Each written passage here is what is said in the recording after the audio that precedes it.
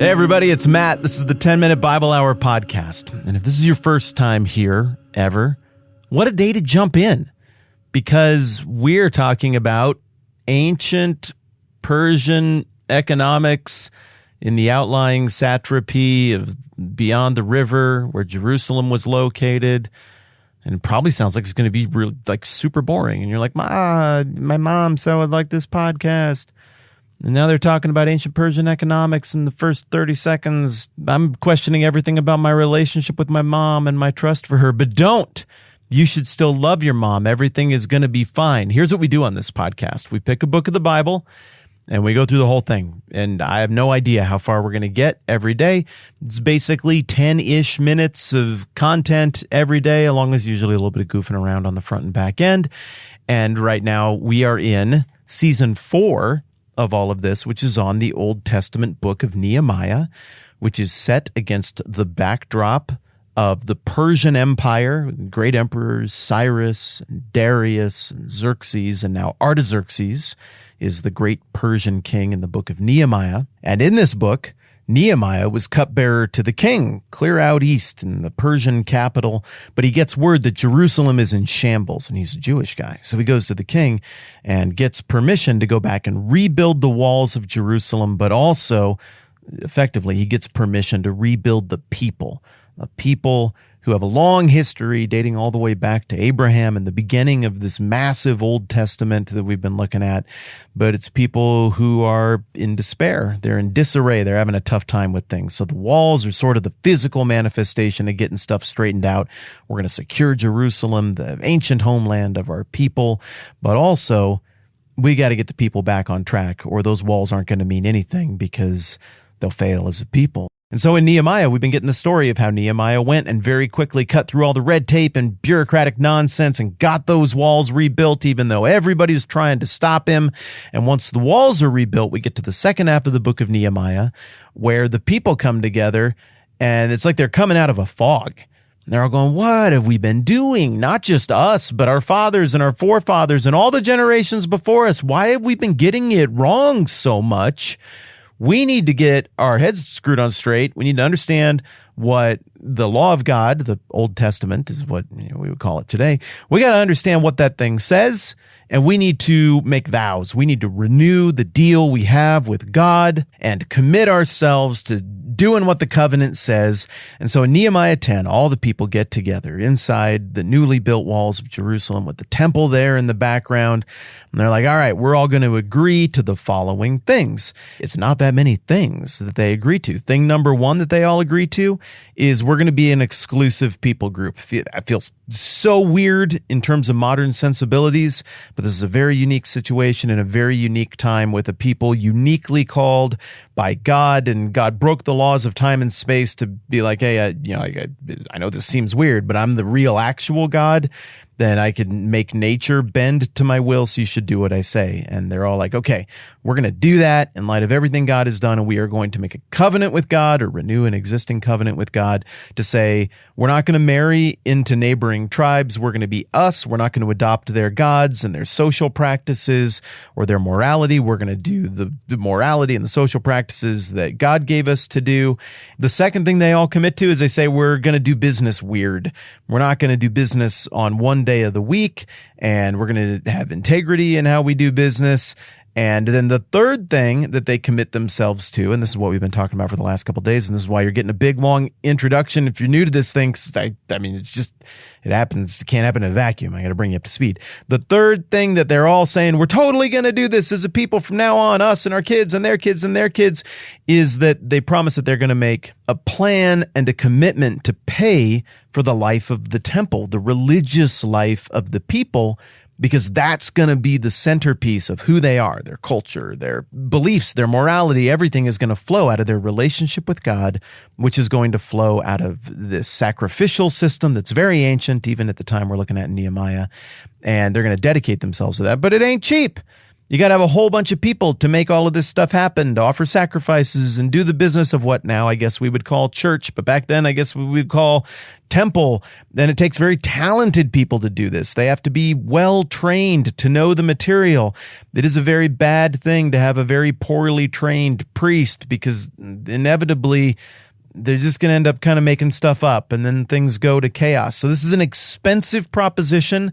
They've learned that it's an expensive proposition, and in this last chunk of the covenant, which is the biggest chunk of the covenant they're making, they are creating a plan for how they're going to keep all of this stuff funded. There! Look at that. If you're brand new to this thing, one, welcome, and two, you're totally up to speed on this season. That's it. There's a bunch of fun stuff that you missed. You can go back and catch that later if you want, or you can just jump in now and keep going with us. When we're done with Nehemiah, the next season is going to be Galatians in the New Testament, and that's coming right up. All right, so all the people, Nehemiah 10:32, they say, we assume the responsibility for carrying out the commands to give 1/3 of a shekel each year for the service of the house of our God, for the bread set out on the table, for the regular grain offerings and burnt offerings, for the offerings on the Sabbaths, new moon festivals, and appointed feasts, for the holy offerings, for sin offerings, to make atonement for Israel, and for all the duties of the house of our God. Okay, so what's going on in this passage is not new. They are hearkening back here to something God told them to do like 800 or 1,000 years earlier, depending on who you talk to, depending on how you count it, through the leadership of Moses in the book of Exodus. And all the way back in Exodus, which is way earlier in the Old Testament, tons of pages I'm turning here, the whole temple system with the sacrifices and the priests and all of that, it's still coming into focus. And so this bit that I'm about to read you from Exodus 30, it's in the midst of all of this being explained for the first time to the people in Nehemiah's ancestors, distant ancestors from way back in the day. And this is where that temple tax idea got established in the first place. Exodus 30, verse 11. Then the Lord said to Moses, when you take a census of the Israelites to count them, each one must pay the Lord a ransom for his life at the time he is counted. Then no plague will come upon them when you number them. Each one who crosses over to those already counted is to give a half shekel according to the sanctuary shekel, which weighs 20 gerahs. This half shekel is an offering to the Lord. Now, silver was hard to come by in the ancient world. Silver, I guess, is still kind of hard to come by. It's held its value really well, silver, that is. This has been a metal that has been consistently worth a certain amount compared to basic necessities in the world at any given time. It's one of the real constants over all the things that have changed in human history. Silver is very, very steady.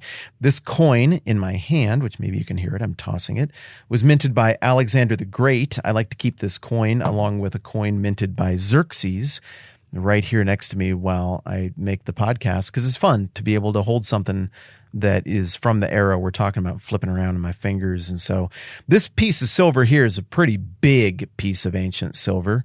This is almost half an ounce, half a modern day Troy ounce. But the amount of silver we're talking about here for this temple tax is much less than something that sounds like this when you drop it, or like this on a hard surface. It is instead the equivalent of about 6 grams and 31.1 grams in a Troy ounce. So that is about 1/5 of an ounce of silver that everybody was supposed to kick into the coffers. To put that in modern terms, an ounce of silver today costs, hang on a second, I'm searching it. It's $29 and change. So let's just round it up to $30 for simplicity. We're talking about 1/5 of an ounce. So it's what, $6 is about what people were kicking in every year per individual to cover the costs of the life of the temple. Bottom line is they're getting huge value for their $6 a year contribution in the form of this temple tax. That's awesome. So now we're going to jump from Exodus 30 back to Nehemiah 10. So we're going forward 800 or 1,000 years again. And the people here still clearly have recollection of that rule set down back in Exodus 30. This temple tax had stood the test of time, but economically it looks like people aren't quite in the same place that they were 800 or 1,000 years earlier, because the amount that they agree to commit to for the temple tax is 1/3 of a shekel, as opposed to 1/2 of a shekel back in Exodus. Economies change, things change. I'm not prepared to make any kind of estimation or judgment about their commitment level. They seem really committed to me. Seems like they're doing great. I mean, they're making a whole covenant they don't have to make, I suppose. And maybe part of the reason that they've reduced it from 1/2 of a shekel to 1/3 of a shekel is because earlier in the book of Nehemiah, there was some economic oppression going on from the upper class Jewish exiles who were trying to help build the wall in Jerusalem. And they were being hard on and exploiting the lower economic classes, and Nehemiah had to come along and crack some skulls and be like, don't do that anymore. And they agreed not to do that anymore. So maybe this reduced tax is a way to keep things working with the sacrificial system and all that's going on there, but also reduce the burden on the common people who just got done sacrificing so much to build these walls. Whatever the case, we know this tax is still in place 470-ish years later at the time of Jesus, because in Matthew 17, right after Jesus comes down from the Mount of Transfiguration and with 3 of his disciples and rejoins the rest of his disciples. I mean, this is wild. They have this amazing mountaintop experience where they see part of the glory of God, and they come down, and the first thing they get greeted with is nagging about taxes. Because the religious leaders who are real mad at Jesus by Matthew 17, apparently it's time for them to collect this tax that was established in Exodus 30 and renewed in Nehemiah 10.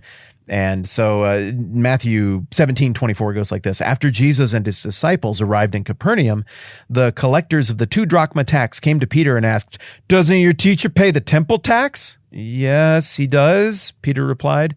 When Peter came into the house, Jesus was the first to speak. So Peter kind of, skulks away. I was like, I don't know what to do. I'm just going back to the house where Jesus is and ask. And Jesus asked, "What do you think, Simon?" he asked. "From whom do the kings of the earth collect duty and taxes? From their own sons or from others?" "From others," Peter answered.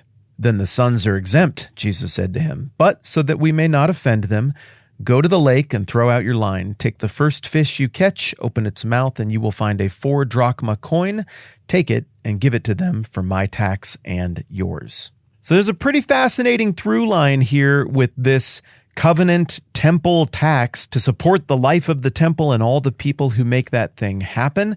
And also clearly at times it was too burdensome for normal people to handle. And also clearly at times it could be weaponized against people that the authorities didn't like, as is the case in Matthew 17. But either way, what we're seeing here is a 1,200 or maybe even 1,400 plus year tradition that runs through the Bible that is renewed right smack dab in the middle of the Bible here in Nehemiah chapter 10. And for better or for worse, this is how they privately funded, without the use of tax money from the government. They basically made a private tax that everybody gave. I guess you could also call it a tithe or a gift that everybody was obligated to give to make the life of the temple happen. Kind of interesting. Next time around, we'll look at the rest of the economic provisions that they make here in Nehemiah 10 with this renewing of the covenant. And it won't be long, and then we're into Nehemiah 11, and it won't be long after that, and then we're into Galatians. All right, that was fun. If you're new here, thank you and welcome, and I hope your relationship with your mom is undamaged by the fact that she recommended this to you, and then you got a whole thing on ancient economics. But I think we've had a lovely time, and I hope that you will give it a try again tomorrow. All right, that's plenty for now. I'm Matt. This is the 10-Minute Bible Hour Podcast. Let's do this again soon.